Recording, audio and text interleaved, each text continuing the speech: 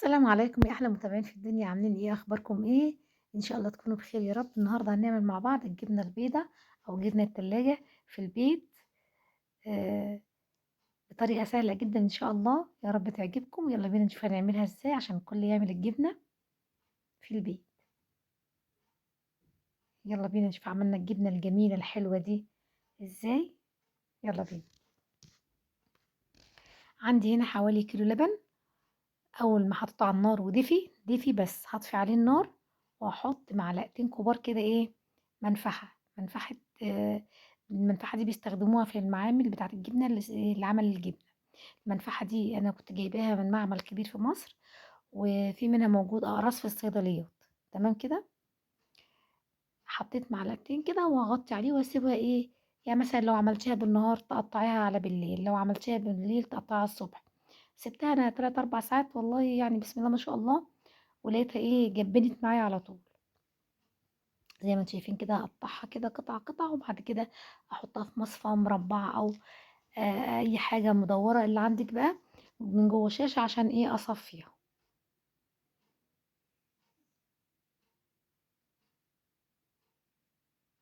اهي زي كده، دي علبة عندي كانت كانت اتكسرت وكده، فانا ايه استغلتها وخرمتها وعملتها زي المصفى. هي صغيرة عشان ايه، كمية الجبنة لما تكون زي كده تبقى محكمة وعلى قدها يعني.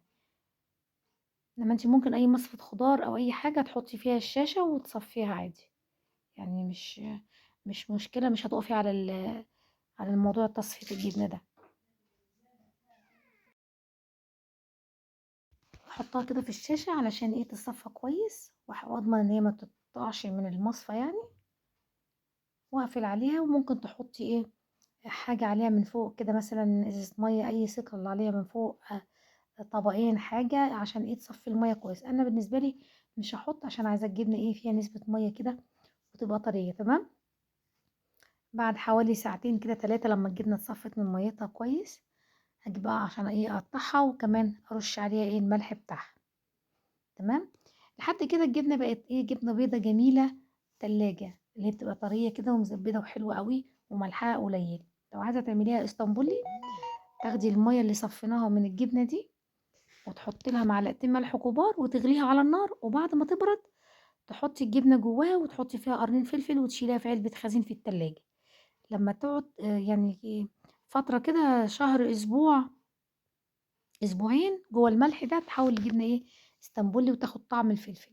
مع انا عايزاها على كده، عايزاها جبنة بيضة، جبنة تلاجة. تمام. فهقطعها زي كده وارش لها ايه شوية ملح بساط كده عليها، حياء تحقيق يعني، عشان ايه يبقى ملح خفيف، محبش الجبنة تبقى مالحة قوي. تمام. اهي بصوا، بسم الله ما شاء الله، جميلة جدا وطرية جدا وحلوة جدا، بسم الله ما شاء الله بقى، ونضيفة وصحية طبعا، لذيذة، ما فيهاش اي مواد حافظة ولا الكلام ده. بس ما شاء الله، قطعة الجبنة قد ايه، تحفة. طعمها بقى بسم الله ما شاء الله، زي الجبنة الأصيلة كده بتاعت زمان، حلوة حلوة يعني، بخيرها، زي ما بيقولوا جبنة بخيرها. ارش عليها رشة ملح بسيطة كده، واحطها في التلاجة للأكل والاستخدام. زي كده هي ما شاء الله ما بتقعدش يعني يومين 3 بالكتير، ما بتلاقيهاش يعني. بسم الله ما شاء الله بيحبوها، طعمها حلو جدا. يا رب تجربوها، وبتمنى طريقتي في الجبنة ان شاء الله تكون عجبتكم. متنسونيش بقى تعليق حلو منكم ولايك واشتراك، وتبعتوا الفيديو لاخواتكم واصحابكم عشان يعرفوا طريقة الجبنة. اهم حاجة تجيبي اللبن يكون نوع موثوق منه، يعني ناس ضمناهم وكده، وان شاء الله تطلع معاكي زي الفل، زي كده زي ما انت شايفاها، بسم الله ما شاء الله. يا رب الفيديو يكون عجبكم، وما تنسونيش بقى يا جماعة في اللايك والاشتراك، وتفعلوا زر الجرس عشان يوصل لكم كل جديد ان شاء الله. دعوة حلوة منكم، والسلام عليكم ورحمة الله وبركاته. وانتظروني ان شاء الله فيديوهات جاية كتير بإذن الله. بصوا هنا الجبنة بوريها لكم بقى جميلة ازاي وتحفة. اهي بصوا، سندوتشات بقى، اكل، فطار، غدا، عشاء، اكلات، الجبنة شغالة وداخلة في كل حاجة.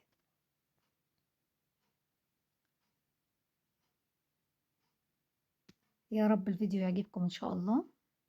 متنسونيش في دعوة حلوة منكم. والسلام عليكم ورحمة الله وبركاته.